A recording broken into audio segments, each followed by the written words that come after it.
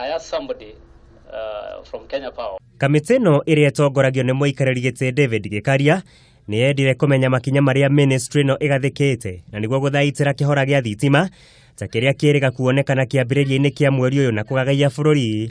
We have signed a PPA with Ethiopia. They keep a 3 dam, 400 megawatts, which is cheaper. I think, was it 7 or 9 cents? 7 cents. 7 cents per kilowatt hour. So we've signed a PPA. That is why we are building. That line also is being built in Ethiopia. It can act in reverse. It can be that even if we don't have enough supply, we can get more supply from Ethiopia. If the Ethiopia doesn't have more supply, they can get it from us. Oho kamĩtĩ ĩno no yendire kũmenya gĩtũmi kĩnene kĩa mathogora ma maguta gũkorwo magĩthiĩ na mbere na kwambatĩra na gĩkĩro kĩnene. The costing by ERC does not necessarily reflect the international costs.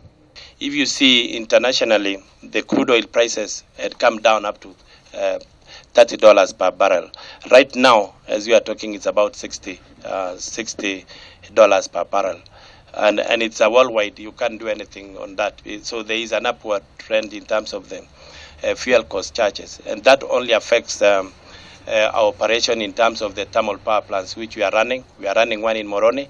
We are running one in Thika. Ningĩ kĩũria kĩagemainie na bill cia igũrũ cia thitima gĩtinakorwo gĩkĩhingĩrwo maitho. Issues have been raised regarding the increase in power charges. You can see most of the bills were being estimated at that time because the fuel cost is about 1 shilling. So in terms of the overall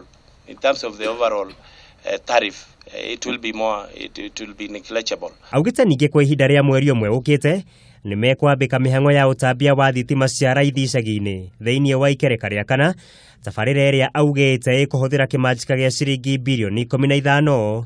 Mũigai wa Gathũngo, Kameme TV, Wonjoria.